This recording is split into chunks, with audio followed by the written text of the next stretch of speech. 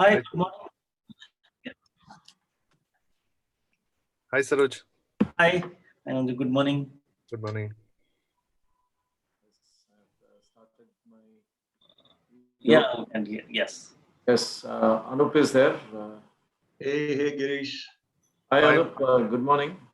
Good morning. Good morning. Hi, Anu. Hey, Saroj. So, This is is Nara joining Anup?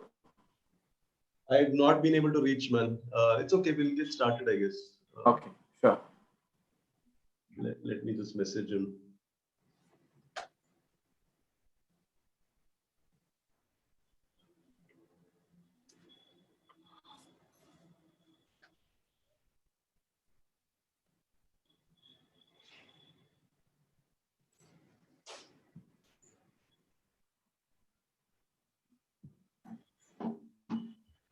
So we could just give a couple of minutes and then get started, I guess.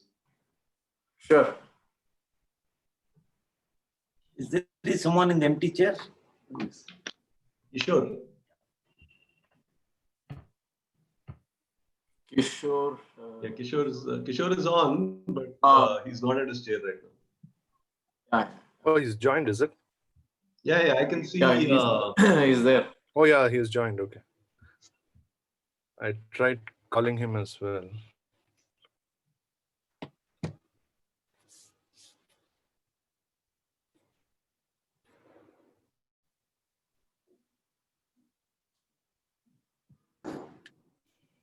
Oh, yeah. There he is. Good morning, Kishore. Good morning, Kishore. Hi, Kishore. Good morning. Let to unmute yourself. Yeah, good morning. Morning. Morning, everybody. Good morning, Nano. Good morning, Girish. Good morning. Good morning. Right. Do we get started? Yes. We could. If you want to. Okay. Good morning, everyone, and welcome to today's panel discussion, Investing in Uncertain World Post-COVID-19. This is an effort as part of Pure Labs pre-kickoff, where we not only introduce our mentors who will be guiding you and working with you in Pure Labs, and also bring their perspectives about various aspects of startups in current times and how and why one should really pivot.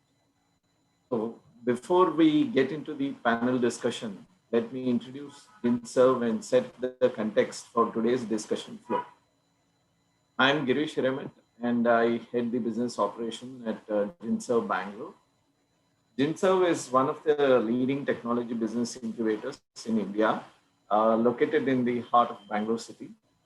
We belong to JSS group of institutions and also supported by Department of Science and Technology, Government of India.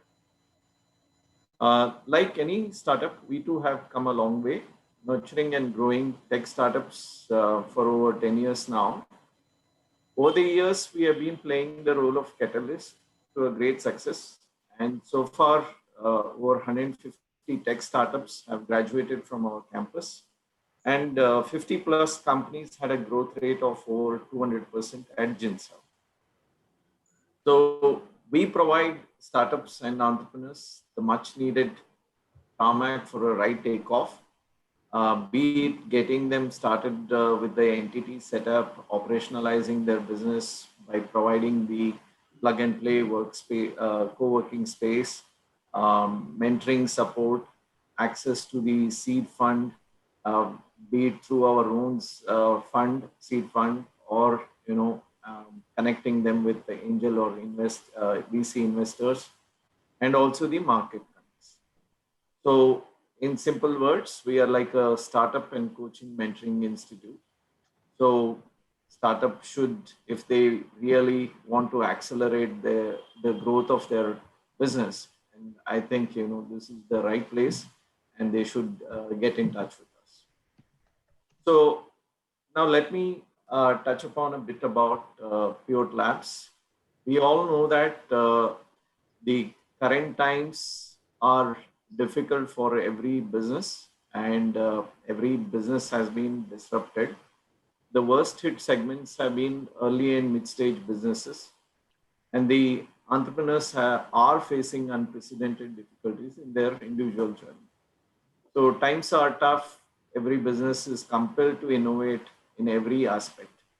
So it's important for entrepreneurs and startups to create operating models that would not only sustain during these COVID times, but also excel in future, utilizing the opportunity. So today's panel discussion will provide you a sneak peek on investing in uncertain times in startups from both investor and entrepreneur's perspective. Uh, Pivot Labs is conceived with the help of our experienced mentors who themselves have been entrepreneurs having founded multiple startups and exited successfully. Uh, these are the great business leaders who are very passionate about startups and have committed to helping startups to turn around their fortune in these times. So at GINSERV, we are extremely proud and grateful to these mentors and to be associated with these accomplished mentors. And Pivot Labs is a deep dive program where one can look at consolidating IP, re-evaluating your strategy, and rediscover the purpose. So today's session will be an interactive one for an 1.5 hour. We'll keep everyone muted for any for the flow of the discussions. And if you have any questions, you can always put the questions in your chat window, and we will be happy to facilitate.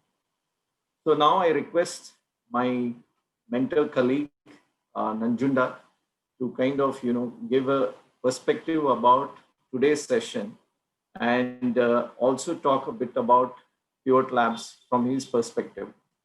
So Nanjunda, once again, welcome to the session, and please continue. Thank you. Thank you, Girish, and good morning, everybody.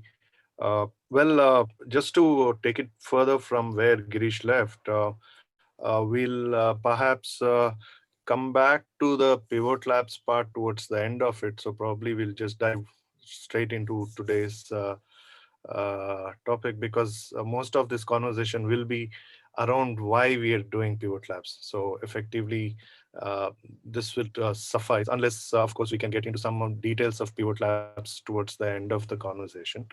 So,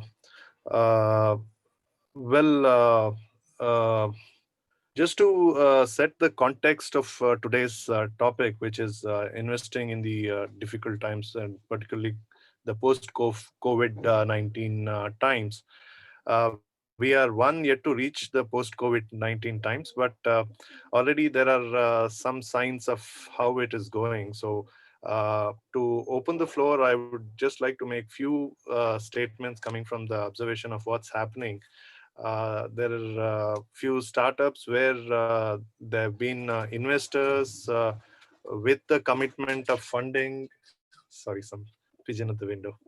So investors having committed and having been dispersing funding, but post-March they froze funding. Clearly, that investors are not confident about the existing business model with the startup team, and that has led to some kind of freezing. So I personally know a few startups who had to move out of their offices, move back into homes, or move into some smaller locations. Some of them even had to send home some people and renegotiated salaries. So that is one side of the story. There are other stories like where the founders have had issue because the whole revenue froze, and there was some kind of a blame game happening in terms of, I think this was your idea, we got here and we are stuck now. And then in another scenario, a co-founder is getting are very uncertain.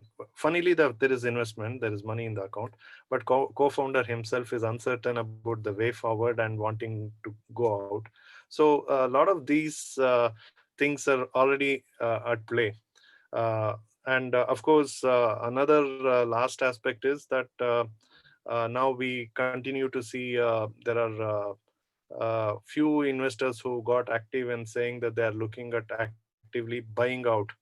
So obviously they are looking at some uh, uh, what do you say, a desperate exit if some people are looking for. So that's happening. I saw in some IT services. I think there are quite a few who are actually actively looking at in the healthcare services, medical services. So quite a few businesses, people are actively looking for buying out. So obviously there are one side of investors who are looking at taking this as an opportunity to buy cheap, and within the startup there are a whole lot of scenarios. So having said this as a context, I'd like to ask Anup to give his open remark and also perhaps touch upon these aspects. Anup, yours. So thanks, Nanju. Thanks, Girish. And nice to be here. This is a conversation I think that got started sometime in March, April, among people who are, let's call us startup enthusiasts, or I mean, it's not really investing for the sake of the money and returns, but mostly because personally, I think all of us believe that real value is being created by the energies of these entrepreneurs. And obviously, entrepreneurship is uncertain. I mean, in general, there is no certainty in entrepreneurship. Everything that we do is basis a gut feel, basis a vision, basis a deep belief we have in a future, and the effort that we are willing to put into to make that future happen. COVID really has, so even before COVID happened, there were questions about the way companies saw their lives. I mean, a company doesn't get set up only to raise money from investors. A company gets set up to change the world. Broadly speaking, vision of the founders' future and their effort towards it.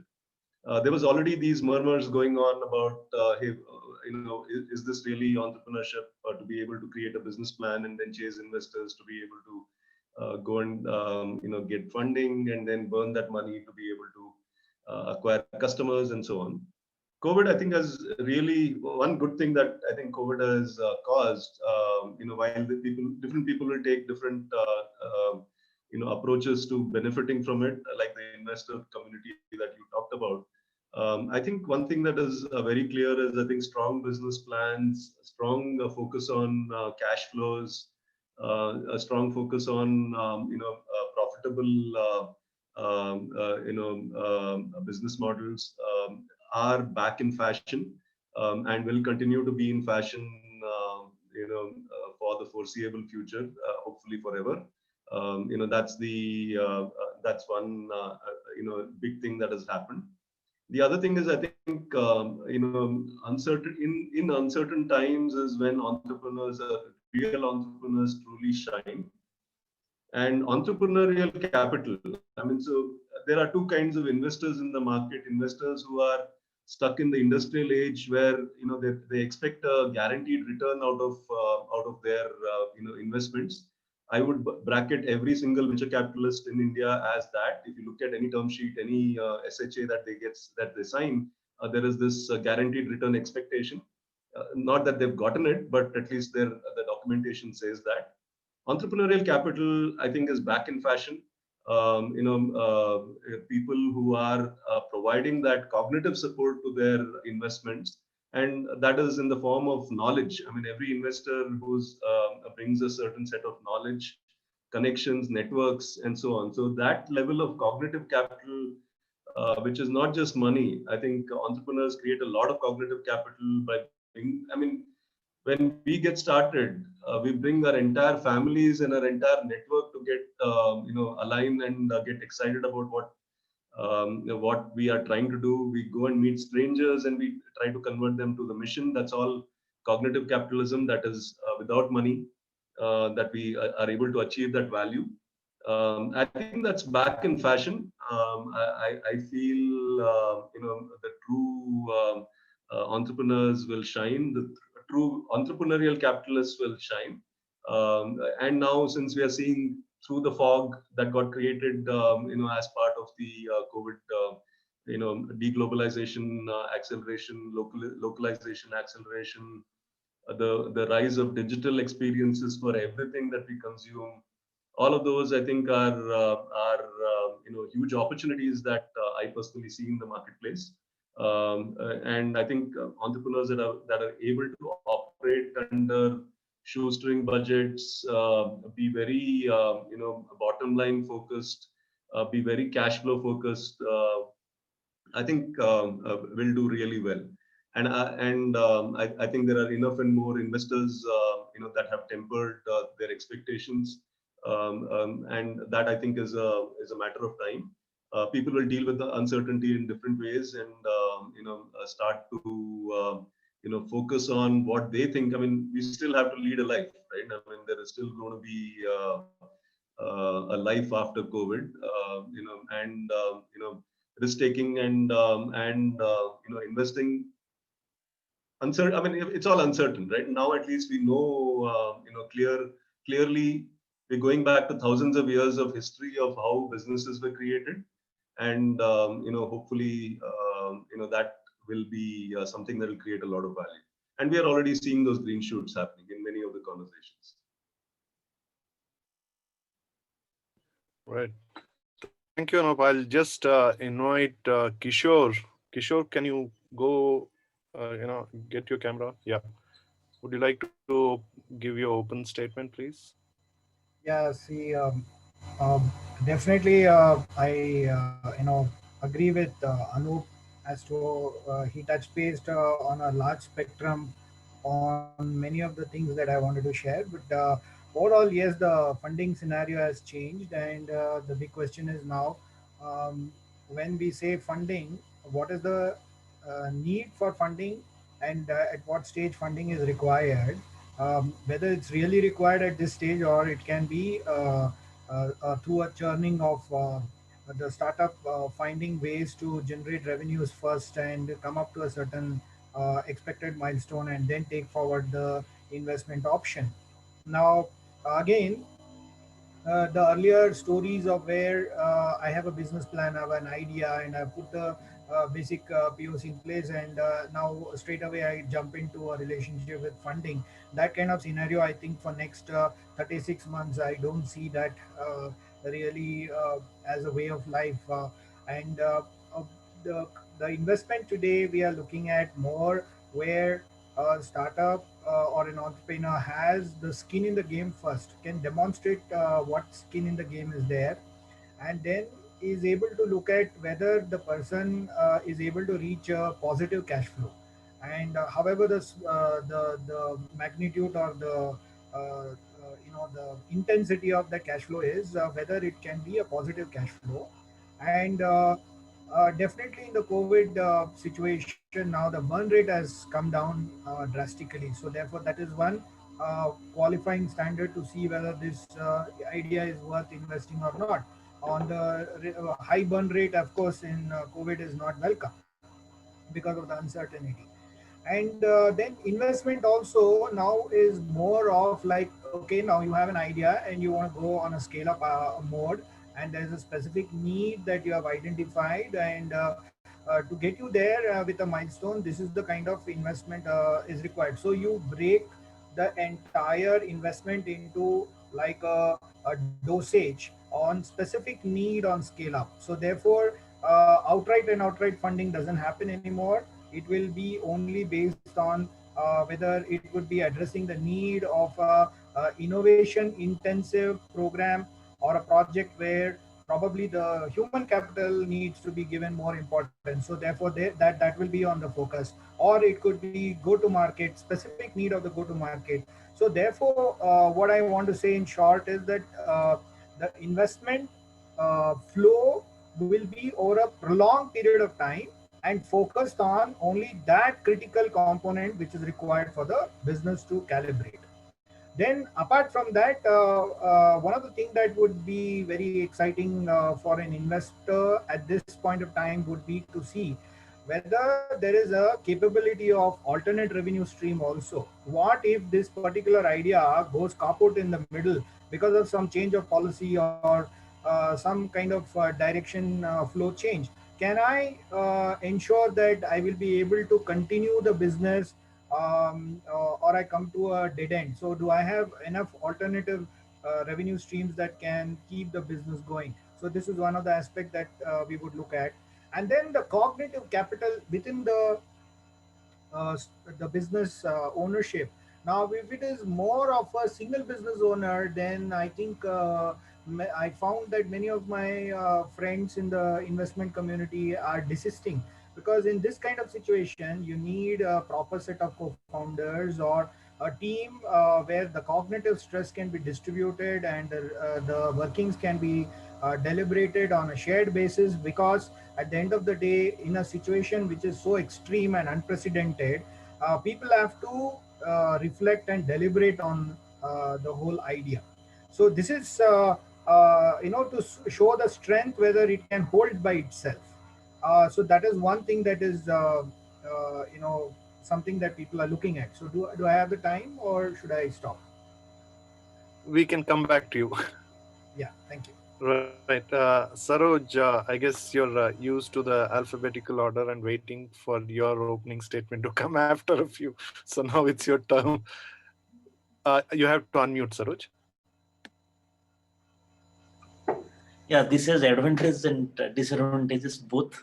Yes, the name gives me preference to hear all others than speak out always.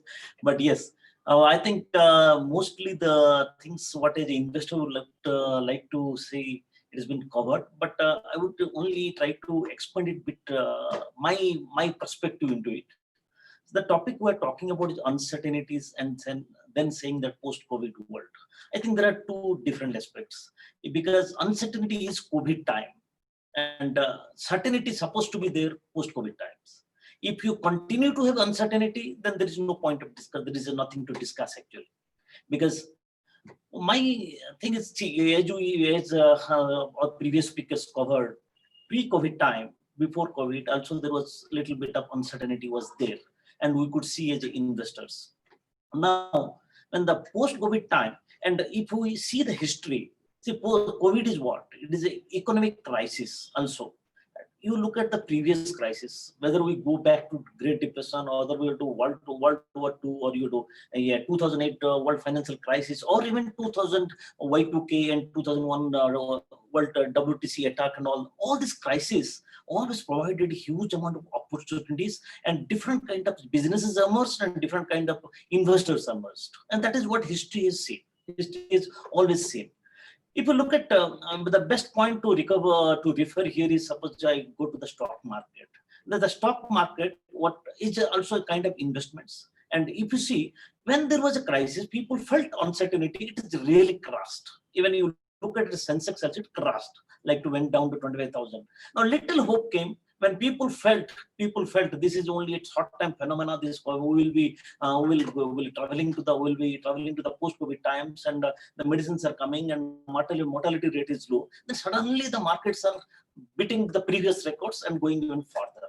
So it is becoming futuristic. Then there are two kind of investors. One is that the completely retail kind of investor. One is called the institutional kind of investors. Retail kind of investor, what we see is mostly of the futuristic. Futuristic. What I mean to say, see, Tesla is today maybe holding 1% of the market share, not even 1%. But total market capitalization of Tesla is double the all other big players like GM, Ostrom, and Toyota, and any other you consider. That means it's highly futuristic. But when it comes to institutional, and in institutional and with respect to startup, I will segregate into 3 to 4 parts. First is angel investors, their experience. Then the pre-series investors, their experience. And there is the advanced investors, like that they will come in Series A, Series B, Series C, Series D, or just before private equities and before going to the IPO. Now, the angel investor experience. Again, in angel investors, there are two kinds of angel investors. The angel investors which have been already experienced in the investing in startups. And that's the kind of angel investor they are holding. They are always skeptical, but now they feel there's a lot of opportunity for me to come, because I have seen that difficult times, the roasting times has made many to collapse and many to survive. So these two have two different views. And who have become more skeptical? The previous angel investors. And I have seen angel investors who were always skeptical before is become a bit aggressive now. They're coming forward. And they have been talking that this is the time. Can you refer me to 2-3 startups where I can invest? Suddenly I see their outlook has changed, because they feel, because the market has opened up, share market is going so much up, and there is a lot of money flowing in from the government side and other side. So maybe the things are looking up. So they are very, very positive about it. Very positive about it. You see, even you see the the people who are most skeptical, also how it is they've consolidated.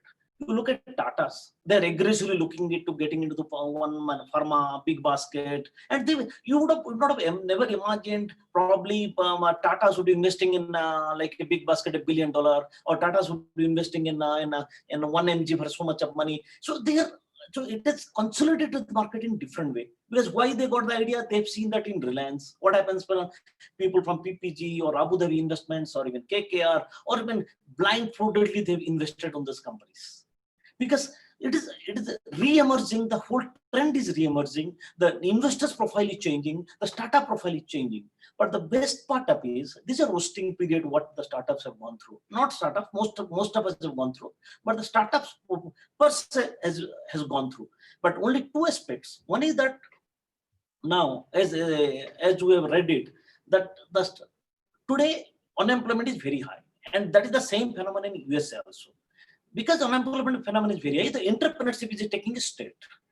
Why entrepreneurship is taking a state? Because entrepreneurship is the thing which is giving a short term, when it's employed, people are getting employed and people are getting productively busy, and that's what government also supporting. So there is a lot of soft loans, soft launches are happening. From the government side, you can now easily get at a low rate of interest loans, and you get a lesser mortgages, you are getting loans. And so there is an encouragement from the government side also, and that is across the developed world also.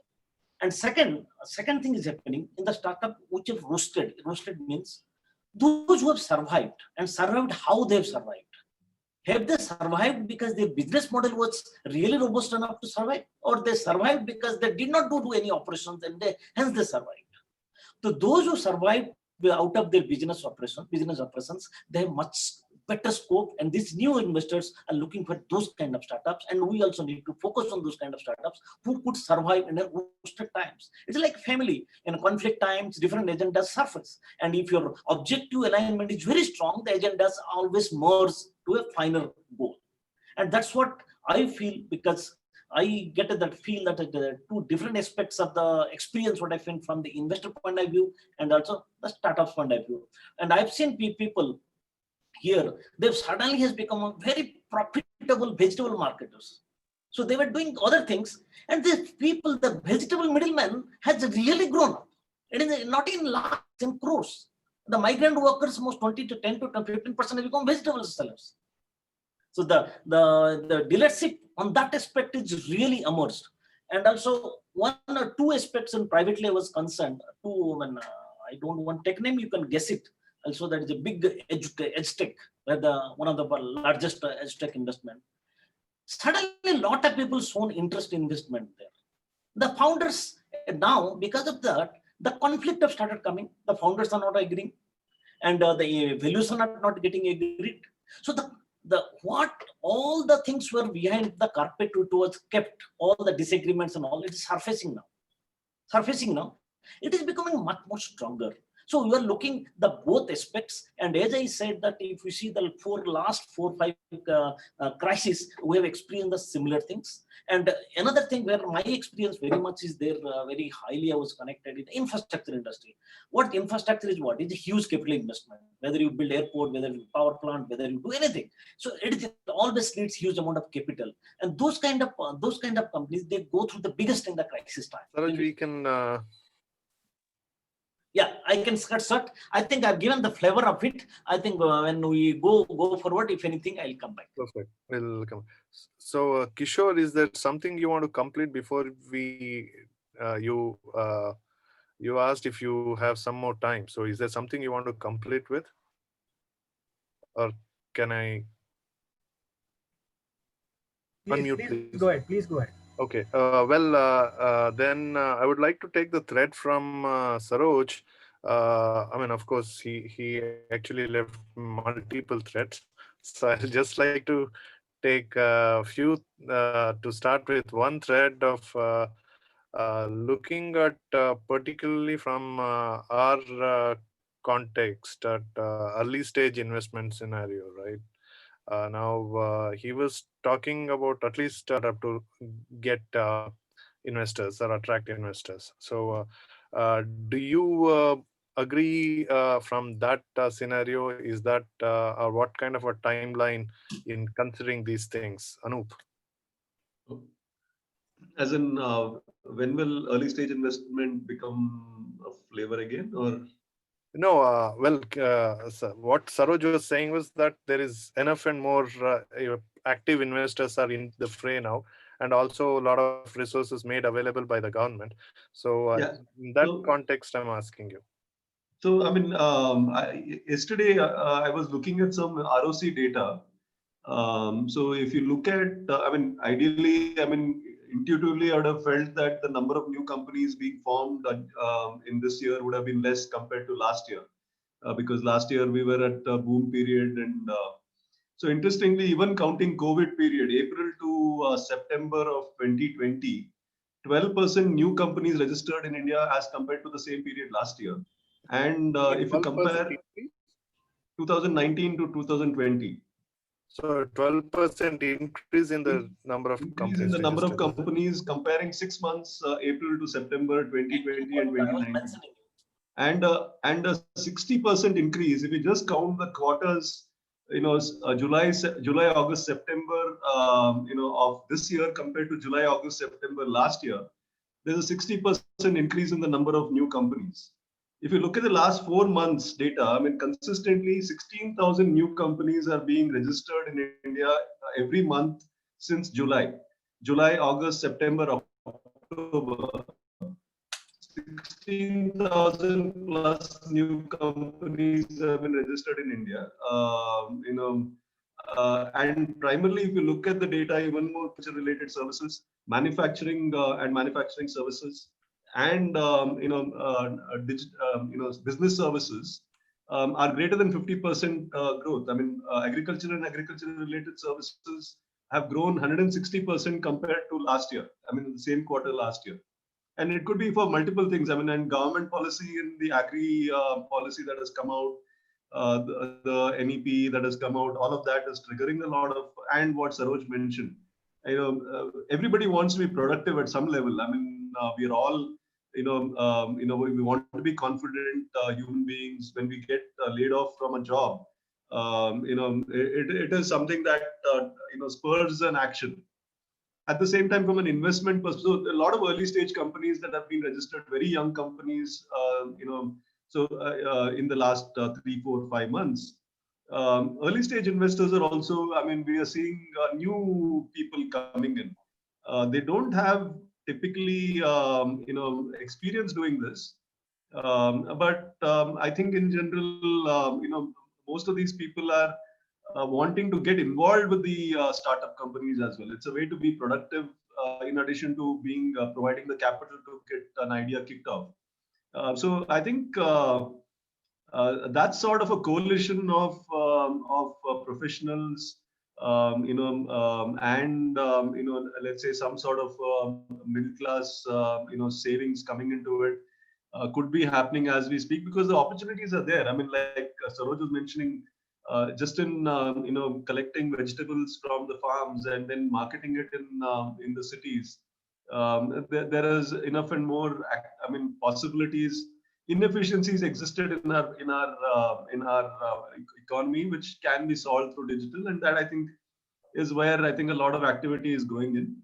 So, long story short, I think early stage companies are being formed, and obviously that is being formed on the basis of some investment plan. And they are finding investments from either friends and family or maybe some extended network. So those are new people investing in early stage companies that never happened in the past. So yeah, I mean we are seeing a secular growth in. I'm yet to do a region-wise analysis, but I think this is more or less secular. It's happening across India. But yeah, it's a good sign overall for early stage startups and early stage investing. Well, uh, that's also what we kind of were talking about earlier, that we will have much higher startups coming in. But I was just only curious that do you also see there is so much of early stage funding happening now? Of course, there are more people coming and starting businesses, but early stage funding is happening. I think this is happening by somebody who's saying, "I'm investing in my own business," right? I mean, or I'm investing in Yeah, my I mean, primarily bootstrapping is what's the thing, yeah. and I guess that's what you meant when you in your opening statement also, that that is what has to be the way forward. And when I say bootstrapping, it is friends and family, extended network, and so on. Yeah. Because even those people are seeing opportunity in putting small amounts of money. I mean, this is not about giving a line of credit. I mean, giving 1 crore or 2 crores upfront. It is most probably 5 lakhs, 10 lakhs, sort of setups to begin with. And I think So, that do you see with that, perhaps even Kishore can jump in, do you see with this that our angel investment is going to get to a next level where so far angel was in the same breadth or same bracket as the friends and family bracket in terms of the money they were coming in? But if you see the West, the angel was clearly above that. So that's why we always used to have two categories of thing, right? Here now friends and families are coming in, so angel have to up the ante.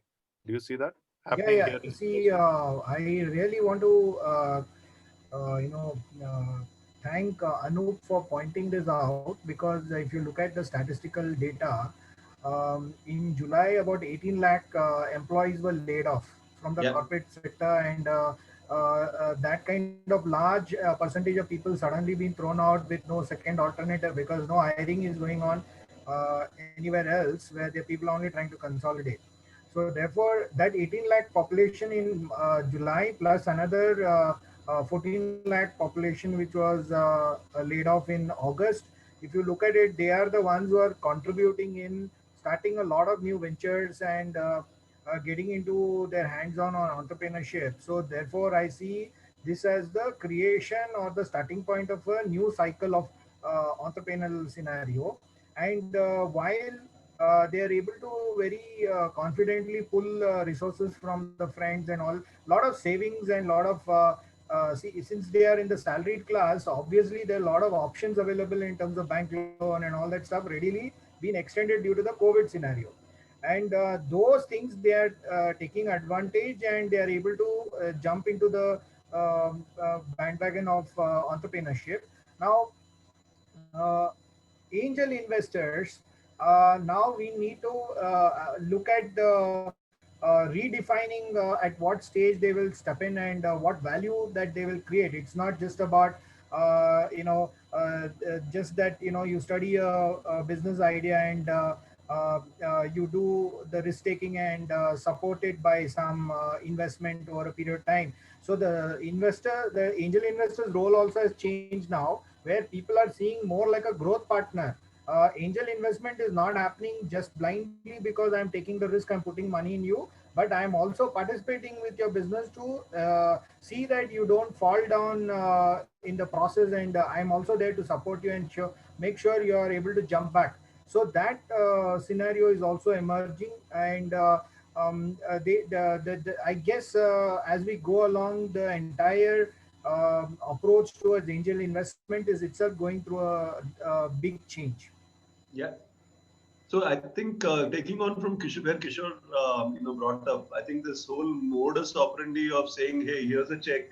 and I'm putting this in, and most angel investments, I mean, let's be honest. I mean, it was about earning a return, right? I mean, it was. I mean, nobody in the angel network, put money in, expecting to lose the money or whatever. I think at this point, what I see happening is most of the, angel investing, early stage investing is where the investor is taking a very, very active role in the setup and startup and the activities of the company, including maybe earning a salary or earning some income out of it. That I think is the way that I am seeing changing, because eventually, if you're sitting on no income, I mean, finally everybody is saying income is better than no income, right? I mean, whatever the state you're in.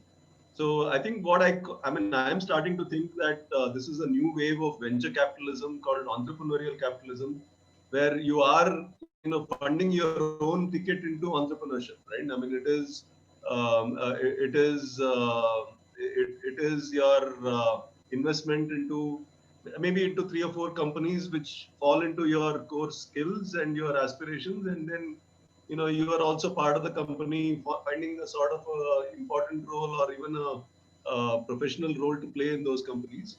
And that's where you bring the power of your networks, your knowledge, your background into play as well, not just the money that you are putting in. And startups also, see, I mean, this thing about the past was most startups just wanted the money. I mean, when they approached an investor, let's say like me also, and I never put money where I didn't have a role to play in the company. But most of the companies that when they approached you, it was only about hey, pitching you an idea and saying, hey, can you give us the money, right? I mean, that also is will change. I mean, because even the companies will be more circumspect on what kind of a role this particular individual can play in their lives. And I think that matchmaking has to be a little bit more solid. People will become more discerning, and I think that bodes well. I mean, if you can create these strong networks, but rather than just give money and leave them alone, I think this I think is a better model, hopefully, right?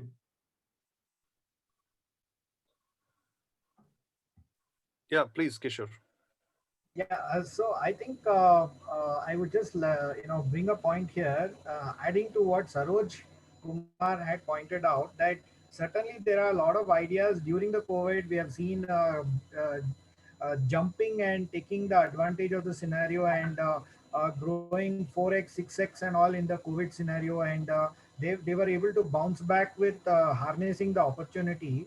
And such startups are now in the center of attention for the conventional angel investment or investment community that is happening now. Apart from that, there is one more trend that I've noticed, is that the 40 investments have happened right from the month of April to now, over a period of 7 months. And these 40 investments, which I noticed, the common thread here is that in the corporate large enterprises, where because of the pandemic, a lot of people have come with VRS solution, especially in the automobile industry and related industry and OEMs. So what has happened is these honchos, corporate honchos who are holding plum positions and all, they are trying to do the investment in startups where either the colleagues have resigned or they have been asked to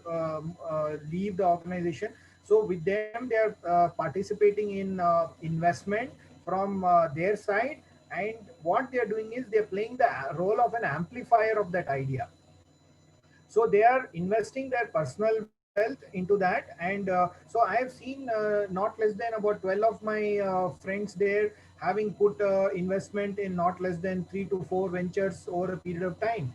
So this is one more thing that is coming up, as probably this is an automatic way of people trying to insulate their income and ensure that they are able to create value in this scenario for themselves, to insulate from any further loss of income or something like that. So this way I see a complete new breed of investment coming up, and this is happening big time now, especially in the last 1 month. Right. Yeah. So there's a Suraj, you have question on something the to chat add? window, Nanju. Yeah, that's what I wanted to check. If you have anything to add, or we can. Who would like to take this? Can you please talk about how bootstrapped companies are handling the current Yeah, situation? that I would like to just a few words on that. This the what we have seen is that definitely bootstrapped companies are doing far better than invested companies. There's two reasons. Bootstrapped companies were always they were running very with a lot of austerity measures. One. And second thing, bootstrap companies had always have a better business continuity plan and also disaster recovery plans.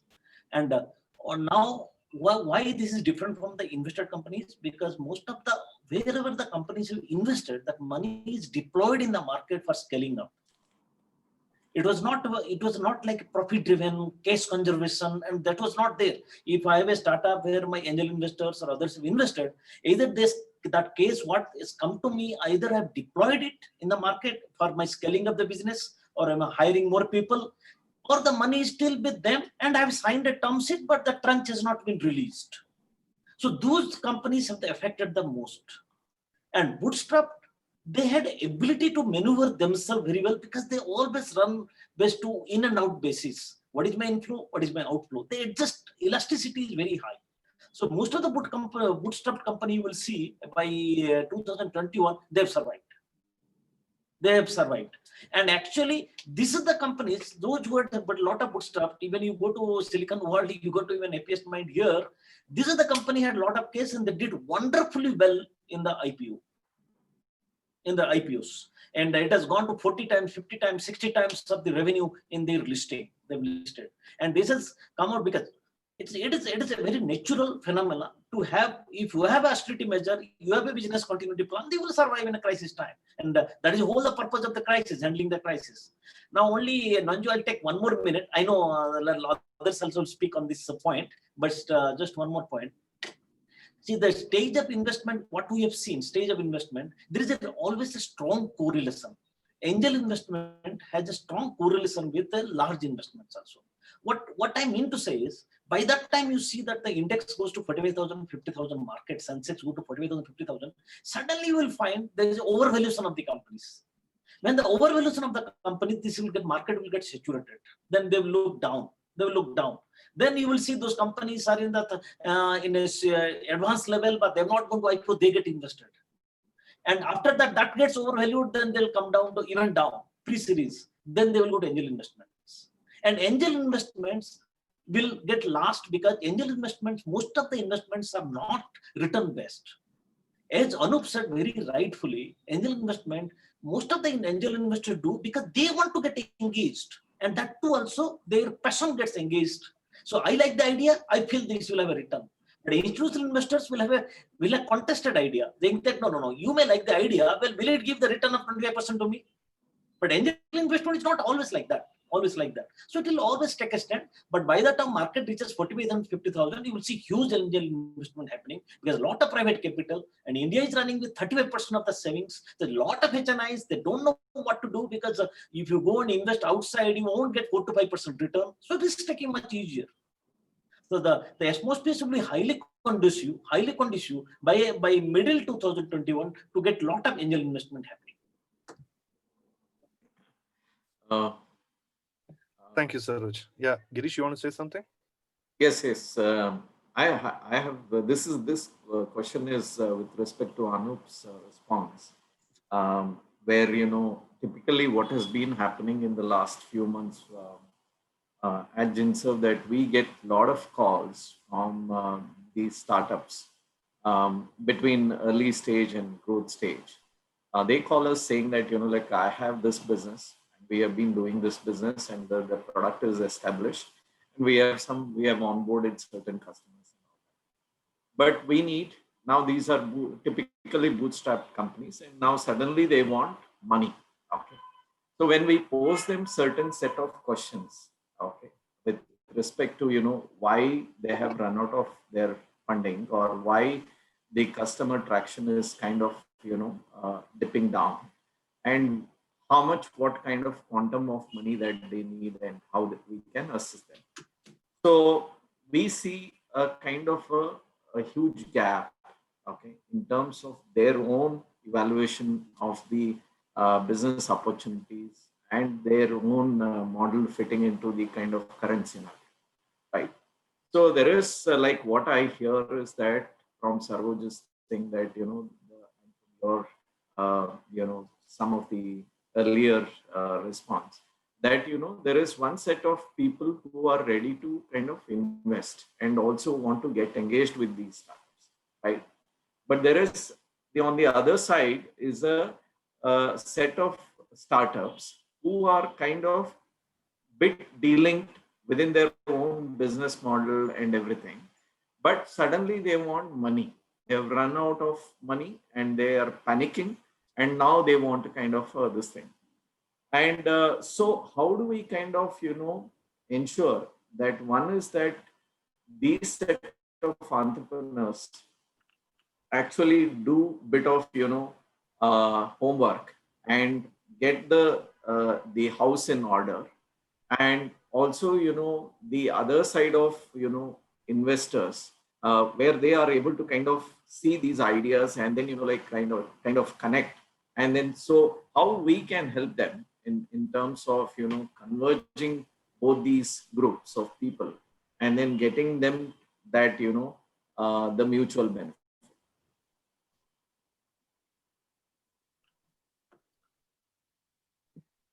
We can't Anup, hear. you have to unmute.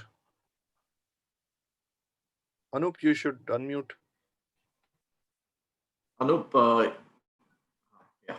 I, I just want to respond to the bootstrapping question, and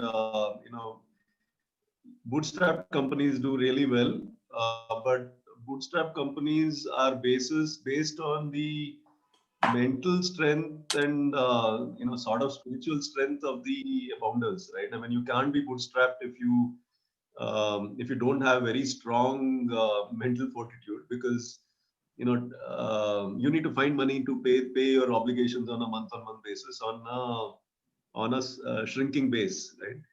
And typically when you are strong, you will find solutions on your own, right? I mean, because till you find solutions on your own, it's hard to go and get anybody else to amplify or help something, and typically get money from your customers. If somebody is seeing value in what you're doing, they should pay you for it, right? It's And then bring your costs down to something that you can manage. So those are, I think, panicking, I think, means, I mean, so if the first thing is about, hey, I need this much money. But what happens is the whole mind frame is around, can I pick up this money from this guy? If I can't, then this guy has no help for me, right? So that, I think, is a mind frame that most of these conversations start with, because they've made up their mind that when they reach out to a GINSERV, the objective is to see whether I can pick up some money from here, right? So, and that, I think, is a non-starter. That kind of is I mean, it's, at least for me personally, I feel it's very difficult to even engage further, right? Entrepreneurship is not about just picking up money from investors and putting tuna and whatever. So, yeah, that's the so bootstrap companies will do well, but that requires deep personal strength. I mean, mental strength from the founding team, not just one founder, but the entire team. And then I think I mean, money will follow. I mean, like, if you're really able to communicate what you're doing, value you're doing, your customers will pay you, your extended network will give you the money, just because it's you that is reached creating those milestones. Well, I think in the current situation, bootstrapped companies will be struggling, and primarily because most of them will have a much shorter runway. And what COVID has done is that it has eaten away the runway, and it has got many people to think twice about going forward, because it has had an impact on all of them, right? From biggest to smallest players have been impacted. So bootstrapped were likely to struggle more because they will have a shorter runway. And in fact, I personally think bootstrapped companies would possibly be the largest chunk who will be coming to our pivot labs also, because that is where they would have hit a ceiling and they will have to find a way around to go about it. Obviously, what you mentioned, Anup, that if they have value, their customers should be paying. Only problem is that what was a value in February does not seem to be as much a value in May. So So these there kind of I'll take situations are, sorry. there I'll take the example that was brought up in yesterday's call, and it also I think is a thing about what Rajesh has put on the chat. Each one of us, when we started a company, had some skills, right? Have some skills, and most probably it was in IT, in development, in technology, and business solutions, and so on. I mean, typical profile of founders in the cities, at least, right? So I think finding something to do that will earn the money is a necessity. I mean, when I started my first company, we had a product idea, but building a consulting business to generate cash flow is a natural Indian thing to do. I mean, we all the companies that got founded pre 2008 or whatever were not one trick ponies. I mean, they were running multiple lines of businesses, and we were not ashamed of it. I mean, now we are made to feel ashamed that, oh, you are not putting enough focus on your product and EAO and all that. Oh, there But I think in general, doing multiple things is a good thing. I mean, why not? I mean, it's a business finally, and business goal is to earn money. And product will come. I mean, it's a matter of time. If you believe strongly in it, the product will come. So I think IT services, cloud services, there's enough and more work to be done in providing these services to the mid-sized corporates, to the small corporates, even 50 people companies, 100 people companies are all I mean, so many broken processes exist. COVID is, why should they wait for TCS to come and solve their problem? Why can't a small little startup company doing B2C app development in Bangalore go and create a small business unit and solve that problem, right? So that's one way to see it. I mean, So Yeah, good. With I that, would you like to took just Rajesh's question also. So Kishore, on responding to Rajesh or something else? responding to Rajesh. Uh, yeah, so the the bootstrap companies, most of the ones which I have been handling on a personal level, I found that they worked out very beautiful strategies of collaborative revenue sharing models and deferred payment kind of approach where a certain fixed amount is being transferred immediately, but on the longer cycle, major chunk of it is pushed as a incentive based approach, and also as a reward for giving this relationship or this kind of an approach. There is a certain degree of value also being added in terms of financial rewards. So I found that many of these bootstrap companies have taken this route and they have been able to successfully starve off or evade the outflow of the company on the immediate cycle, and they are also able to create value coming out of all these partnering relationships, which are also working towards the same goal of enhancing each other's business. So therefore, at the end of the day, there's a lot of complementary activity that is going on. And as Anup was mentioning, at some point of time, I even found that when there is a specific value that is being generated from this relationship, the customer himself is saying, I will put the money and I'll pay, and I'll give you more business, because in the activity they are seeing this as an additional collective value for their end customers. So for example, a market research entity, an analytical tool entity, a sales tool, feedback tool entity, all coming together and creating a boutique of services and providing each other's customer base an additional support mechanism. So this is creating not only revenue for them, but also a lot of value for their end customers. So I like to rest the case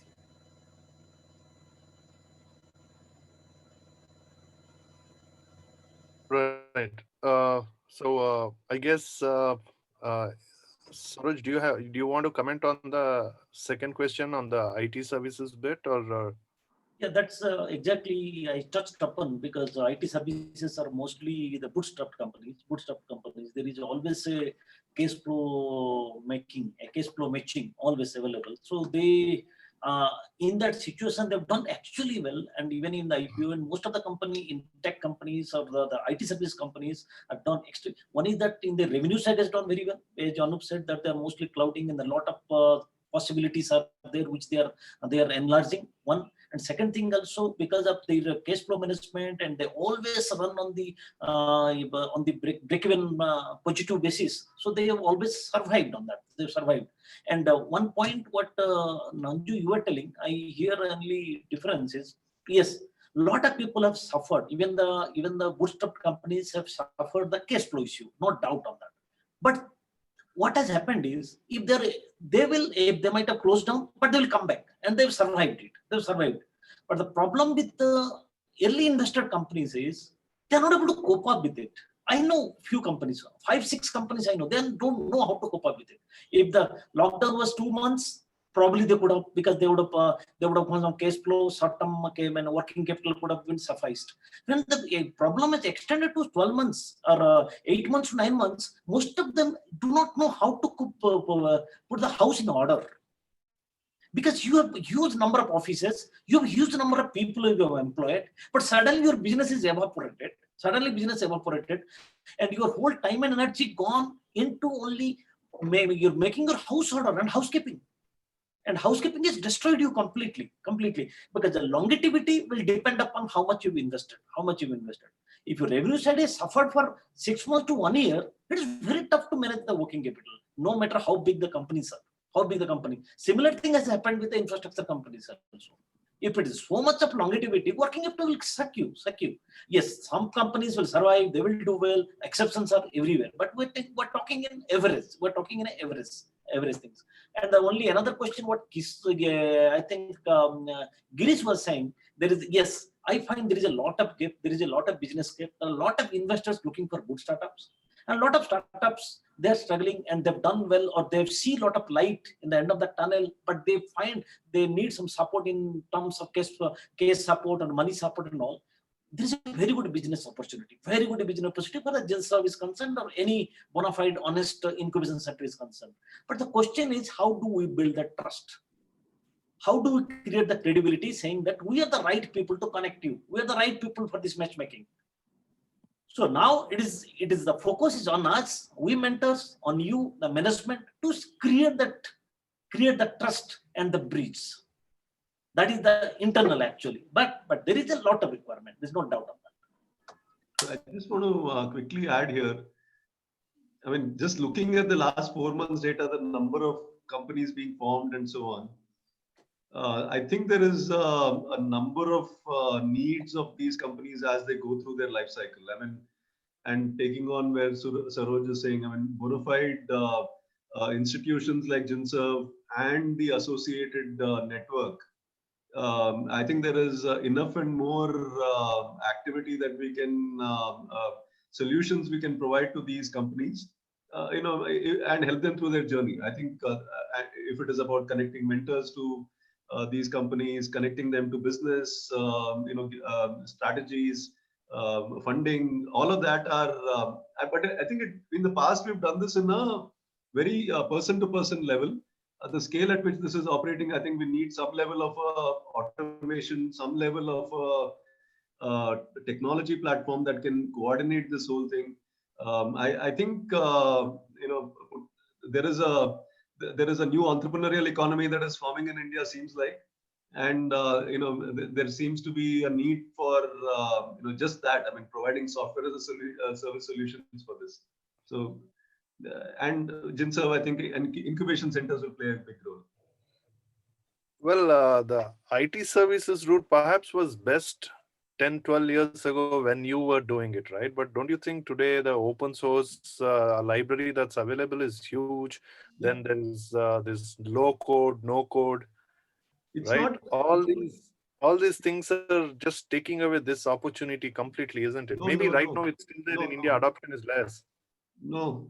I think, No? see, the IT solutions. I mean, so there are a number of technologies that have made it easier to build applications, right? But if you look at the entire value created through a software application, it is the business analysis, it's the fit gap analysis of a particular process re-engineering that needs to happen to be No, able no. to fit. That's what. See, when you're saying all these things, it clearly takes it a little higher play than the kind of, Of I mean, course, I mean, yeah, yeah. sitting and offering something out of my desk, my home, No, no, no. and trying to get started on IT services offering.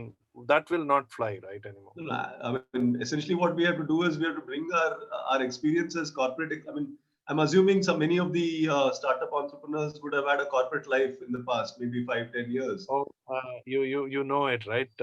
That's also not true with the number of people coming in, getting started at the college itself. No, no, So that's there, but let's say that those guys will have to bring only their technical skills to the fore. But in general, I think there is this huge need in the market. I mean, just to respond to Rajesh's question, there is a need in the market. Every company is looking for solutions, and they've got an ERP. Most companies have already got a ERP and so on. But there are a number of orchestration or workflow related solutions that they need quick, and which is where a low code application development platform, along with some solution engineering, could be a solution. I mean, people are willing to pay more 1 lakh, 2 powerful lakhs. localization and Yeah, bringing Indian language. customization.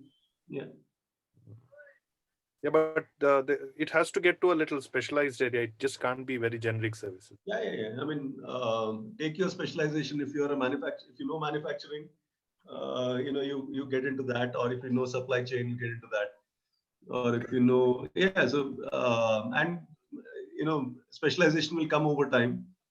But at the same time, I think the cash generating means that Kishore talked about. If you want to remain focused on one single core purpose, business idea, product idea in your company, deferring payments, smartly engineering contracts with your vendors, figuring out how to go to your customer and getting your customer vested in the idea. All of those, I think, are co-innovations with customers, are all possibilities, right? I mean, because many mid-sized companies in India, I mean, today I saw an ad. Adishwar has taken out 2 pages in Bangalore Times, just talking about the benefits of offline shopping, right? Right. So, everybody's trying to compete, right?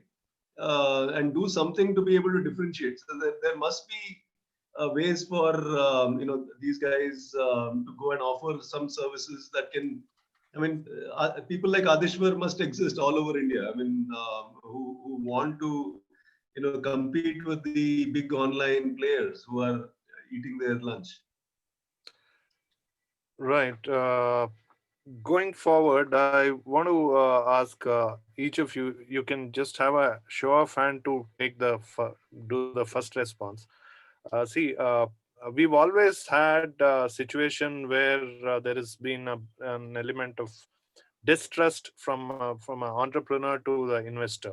There's always been that. I mean, you know it when you are as an entrepreneur, you had the distrust component, and when you also work with people, there is always, you see, there is some element of distrust. And given the COVID scenario and all these difficult challenges, obviously, if people are going to an investor, there is already some sense of upper hand the investor tends to feel. So, given that, how do you think this distrust will play out, and what could be or what should be the approach for entrepreneurs? Who wants to go first on this? You want to do it, Tanu? Yep, please. So, let's put it this way. we always, so as Indian entrepreneurs, first generation, and even today, we always try to, say something to get the deal done, right? So, there is a fair amount of, smoke and mirrors in the way we operate, as because when you want something, you'll say anything to get it done, right? So, that is the way I think we've operated, you know, and that's, I think, changing. I mean, and investors also, I think, because of that, I mean, they always take some commitments from you and then hold you to it, and then there's always this look up down. You look up to the investor, right? That was there's always this, and this has been the case even since 1998 when some of my friends started a company and took a few lakhs from somebody, a couple of CAs. So it's been the case, since then. Two things are happening that will potentially change it. One is, I think, capital is becoming cheaper, right? Not just saying, it's a very broad statement. It'll take a long time for it to impact early stage companies. Capital is becoming cheaper, worldwide. And that will have to trickle down over the next 4-5 years. And the other thing is, I think, it's an ideas economy. I mean, eventually people who have the innovative ideas and who can apply technologies to be able to, create value are the ones that will, give return on that capital, right? So there is a possibility over the next 4-5 years that more capital will be there, chasing fewer, opportunities, and therefore that relationship between the investor and the entrepreneur will change. At this moment, I feel it is all in the mind of the entrepreneur. The entrepreneur needs to spend that extra time before the relationship with the investor is cemented in stone, by taking money from that investor to exactly explain the business. I mean, take money from people that can add value to you, be shoulder to shoulder with you, and make that a precondition, right? More or less. I mean,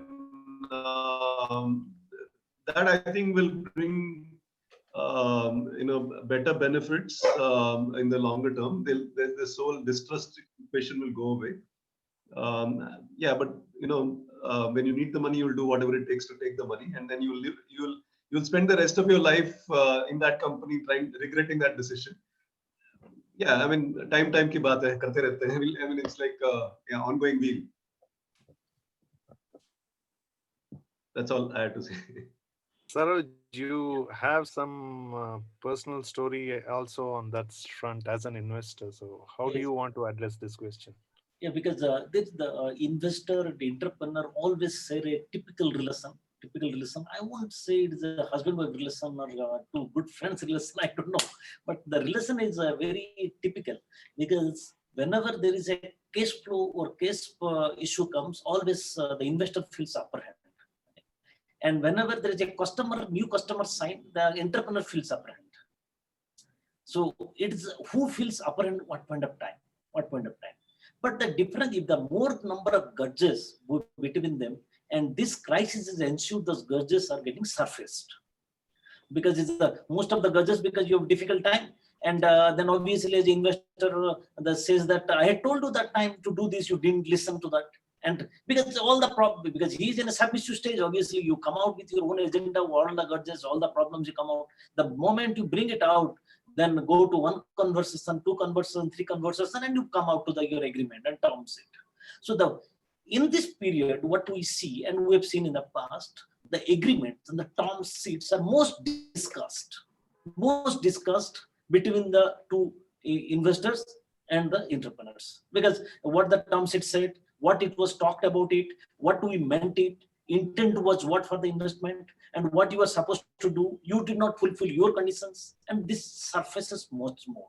And this happens everywhere in every tour relation. That's what that's the whole purpose of the contract. That's the whole purpose of signing in a deal. Even it happens in the whole but the process it gets challenged even by Trump in the U.S. election. Then what you talk about a investor and a entrepreneur? See, always it will surface. It always surfaces. And this is more so it has happened. But those, as Anup said, those who have survived, they are the best too. They will survive for next few many years. That means they had a common agenda. They wanted the enterprise to succeed. Their whole idea, the goal setting was very clear. Maybe they were looking in different ways, but they had one idea of making it successful. But in angel investment, we have seen, and institutional investors, pre-series and series A is easy. They strictly get guided by the term sheet because the investment would have done by some other guy, and that guy after 2-3 years has transferred, and the relationship manager has changed. So he goes by the completely term sheet. Whereas the angel investor completely goes by the personal relation, what he builds with that guy. So both the relations have traveled in a different times, but those who have survived, they will do pretty well. Right. Thanks, Raj. Girish, recently we were talking about some of the investments made by GINSERV and some situations with the entrepreneurs on that. So in that perspective, you want to share your thoughts on the distrust element both ways? I mean, it can also be from the investor side now because it's not one way, right? The distrust is not just from entrepreneur to investor. Investor to entrepreneur also has scenarios. So, and couple of instances we were talking about with your own disbursement point. No, I think as an organization, see, when we are interested with a fund to manage, one is our whole mandate and the objective is to kind of nurture and accelerate startups, and we are here to kind of carry out that objective with all sincerity and honesty. And when we kind of set out on that path, and we do kind of go ahead and invest or provide the seed fund to certain startups. What we also expect from the startups is to kind of be connected with the organization, like as Saroj mentioned. It's a very typical relationship. See, sometimes what happens, it's not about from our perspective, it's we get into or monitoring or getting into their day-to-day operations, and then saying that, okay, what's happening to the money that we have given. It is the proactiveness of the entrepreneur and the startup coming back to us, that how they have utilized that fund and how it has really helped them, and giving us some kind of visibility on how that is how their whole business is growing. And we do, when we are in this kind of a ecosystem, we do realize that there is definitely a huge risk, a huge amount of risk in it. And having understood that itself, we have gone and backed certain startups. Okay, so now we expect the startups to kind of know that they need not, even if certain cases have not turned out to be well, okay, but if they have kept us in the loop and saying that like where certain things are not really going in the intended fashion, but keep coming back to us, there can be opportunities, or there can be instances where we can immediately step in to help, or kind of provide them certain resources, and then redraw up the plan, and so that they are in a much better fashion. If they, even we can go and connect them to certain series or set of angel investors and so. From our perspective, that we only look at the startups, while when they come, the kind of enthusiasm that they show in getting that money and everything, the same enthusiasm should continue. Okay. When the whole relationship is going and coming back and giving us the updates on a consistent manner. Okay, that would, and even if a certain failure is a part of life and failure is growth, right? So we accept that, and But we will even see communicate. in what way we can help them. All right. Sorry, go ahead, Girish. No, that's what I mean. We will see when they come back and tell us, even if they are facing difficulties, we will figure out how we can help. So that's our perspective. So yeah, some cases have not really gone the way that we thought. But yes, instead of they coming back in the end and saying that like, okay, it didn't work out. Now see how do we close it? Okay, that doesn't really put us in a very encouraging position. That's our perspective. Kishore, do you want to say something? Do you want to add to it? While Kishore comes back, Saroj, Rajesh's comment, I hope you had a chance to read. So basically, it says that bootstrap, like I think he's repeating what you said. So he says that that's what you mean, Yeah, reiterating it. that's what That's correct. exactly. Yeah, I was meaning the same thing because bootstrap companies can survive because they know how to. Their business continuity plans are. But the reason why the early invested companies struggle are primarily because of the pressure for not keeping up with the milestones that are set to achieve. So is that the context? That is what he's coming to. No, yeah, Nanju, there That, I have a little difference of opinion. sure, please. Yeah. Invested companies, they are not revenue generating companies. They are mostly growth oriented investments. They have hired more people. They're working on the product. They've gone. They haven't so much of revenue from the market. So So it's not necessarily because of milestone, you say. and suddenly the money flow is stopped, and they are not able to go live and get from the customer the money. That suffers the most pain. Whereas bootstrapped, they have already had an austerity. They have not spent on the growth capital. Yeah. No, I think that part he is in line, but he was only trying to understand if it is in this context. So that makes it clear, Rajesh, I guess. Are you free to respond to that? Yes, Kishore, we have you back. Your camera is back. Yeah, I think I share with Saroj the same idea that my observations also that most of the time, because the budget is low and there's a lot of frugal planning, the COVID or no COVID, the impact is very minimal on the bootstrapped startups who have planned well in a frugal way, and those people have anyway gone ahead and they're anyway doing well. Kishore, the question is on the trust element between the investor and the. Before this, I mean, we just asked Saroj to respond to it while your camera turns on again.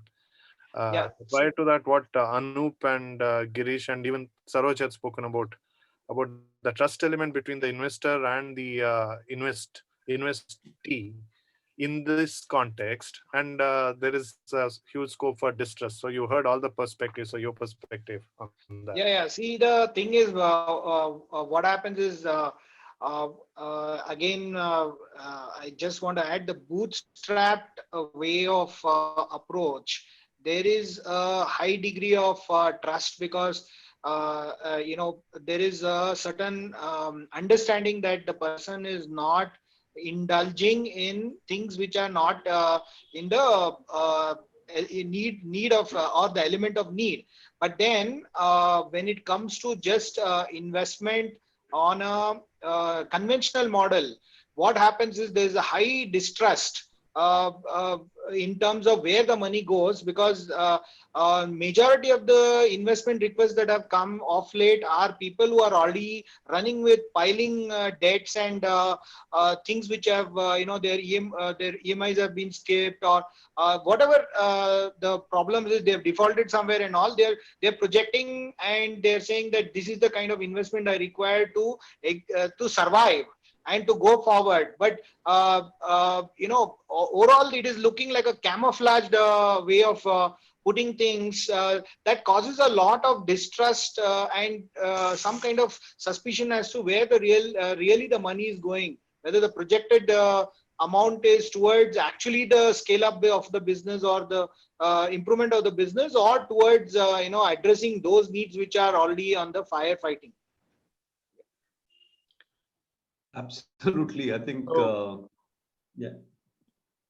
So two things, right? I guess one, the processes will further tighten in terms of how the spend happens, while irrespective of what, like what Anup says, is that an entrepreneur has to invest enough time in building that rapport and relationship with the investor. And also, like what Girish says, that entrepreneur also has to be equally proactive in keep going back and keep giving updates, even if there is a wrong assumption, even if they're failing.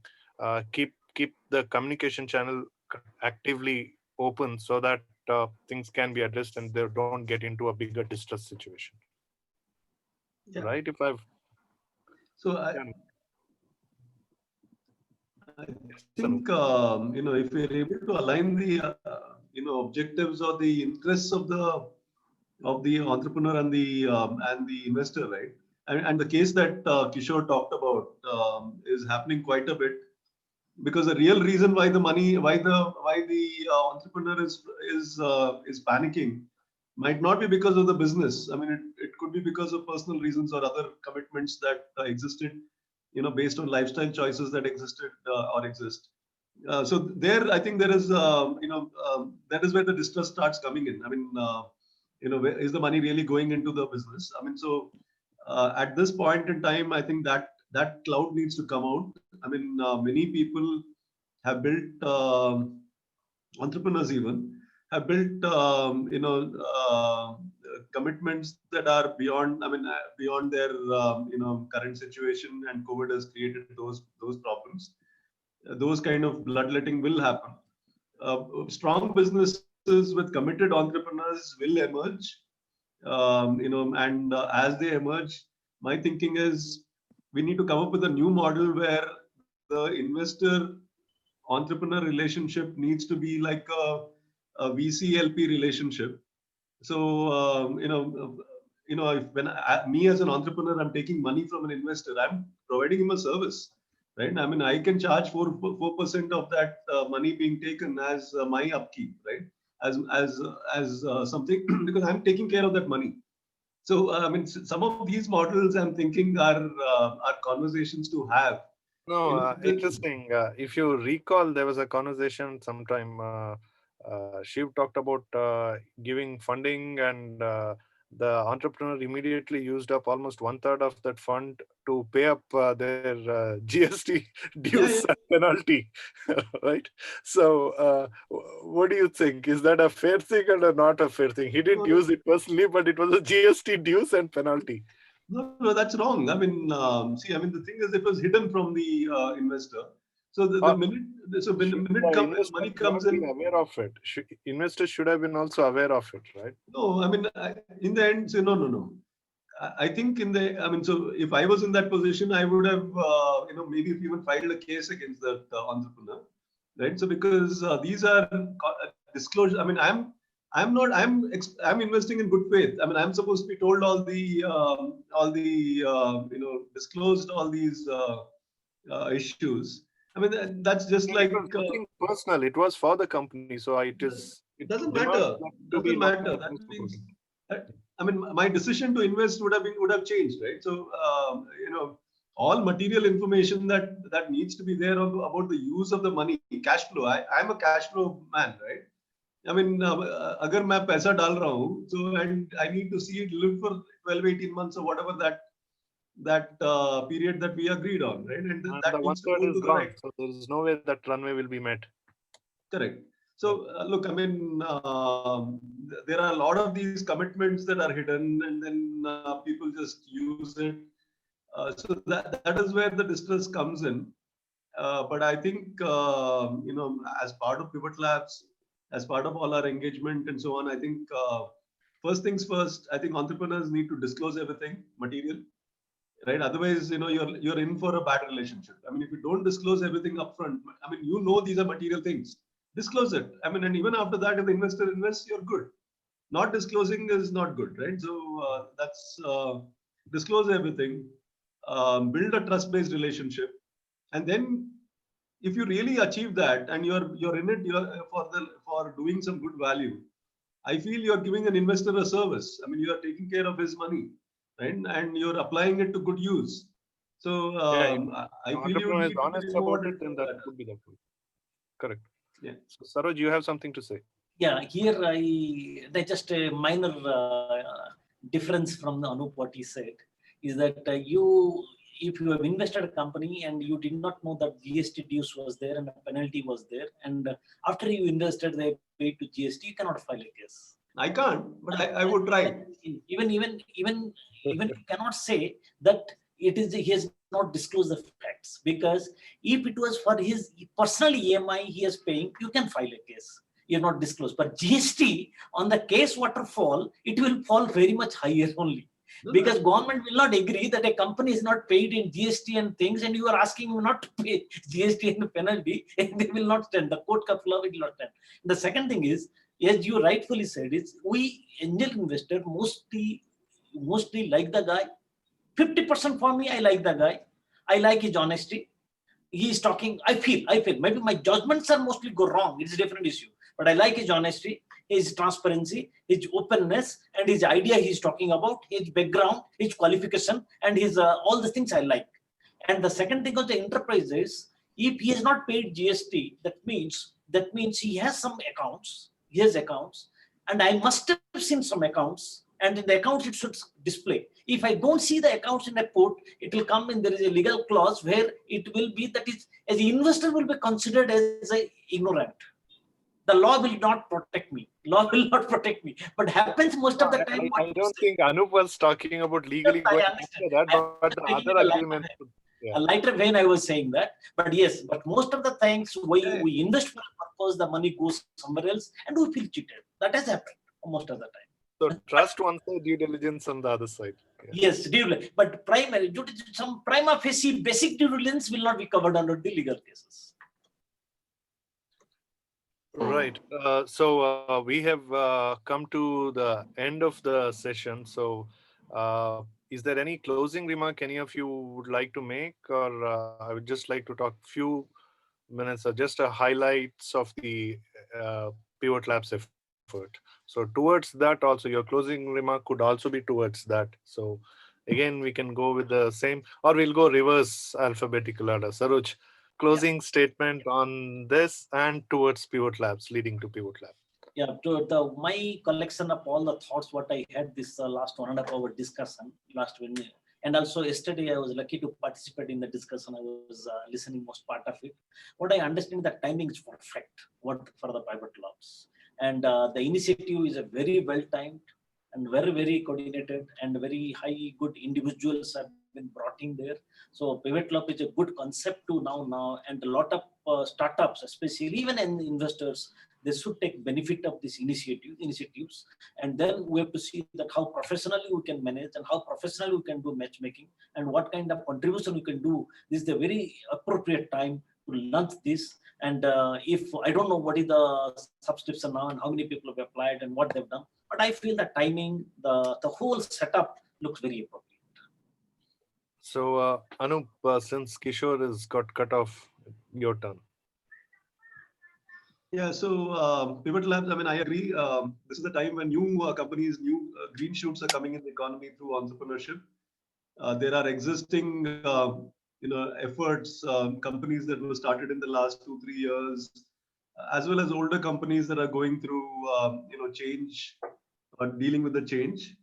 How are we able to, enable through our broader network of the Government of India, Department of Science and Technology, the entrepreneurs across the country, mentors, professionals, investors? How are we able to, provide that guidance or that hand, right? I mean, and also participate through this. I mean, I think personally, my vested interest participating in this is I'm a big believer that 2020s, the decade of 2020s is going to be the decade of entrepreneurship in India, somewhat like the 70s and 80s in Silicon Valley, maybe, when new innovations came through, and many of those companies, and some of those companies are $1 trillion companies and so on, and it started a lot of things there. I think by participating in this economy, there's a lot of experiences to be gained and money to be made in the next 10 years. We need to stick to the basics. The basics of Indian business is cash flow, right? And Lakshmi Puja is coming up soon. Happy Diwali to everybody. And yeah, I think we have a lot of work to do 2021 and beyond. Thanks so much for the opportunity. Kishore, a closing statement and leading to Pivot Labs, if you have anything to say towards that. Yeah, I think going way forward with so many matured individuals with deep-rooted experiences, I think Pivot Lab would be a great advantage and method to bounce back, and also to create a trust walk in this kind of pandemic for the startups who are seeking assistance from GINSERV. So I think it's a great way, and let the festival spirit, bring more positive energy into this whole thing. And I guess the whole scenario is positive, and it is more, matured environment that has emerged right now. So way ahead, I see it a very, very, very positive outcome. And wishing everyone all the best, and happy Diwali in advance. Thank you. Right. Before I ask Girish to do the closure, I would just like to highlight a few aspects. One, it's absolutely free for a startup to come and get an opportunity to pivot their venture and actually stay relevant. So take good advantage of it. We've got best of the minds who,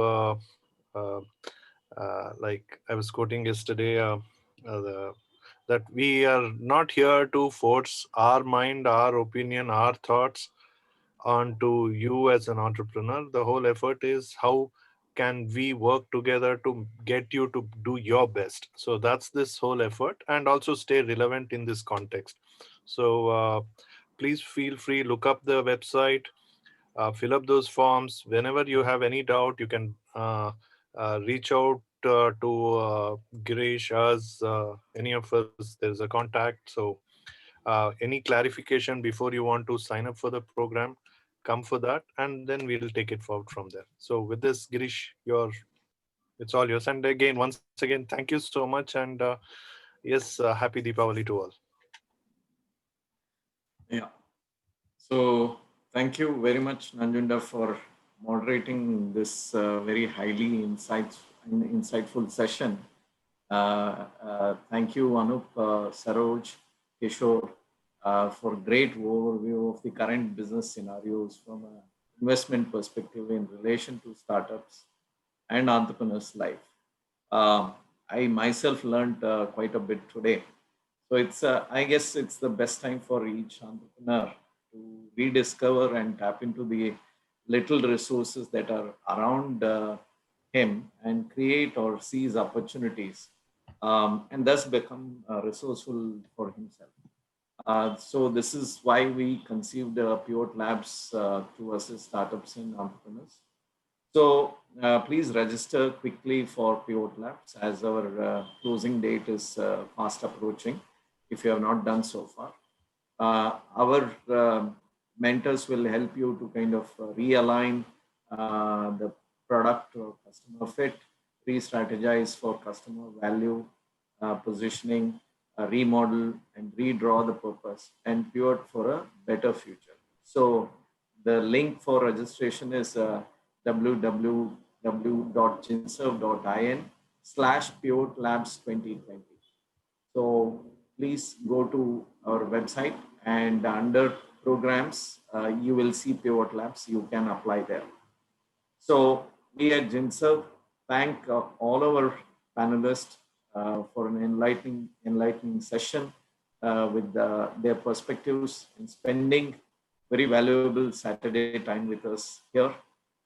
So as Team Pivot Labs, we are very excited to kickstart Pivot Labs post Deepavali and look forward to assisting startups and helping them to turn around. So once again, many, many thanks to all of you and happy Deepavali in advance. Bye, Thank you. Girish. Bye, everybody. Deepavali. Thank you. Happy Deepavali. See you soon.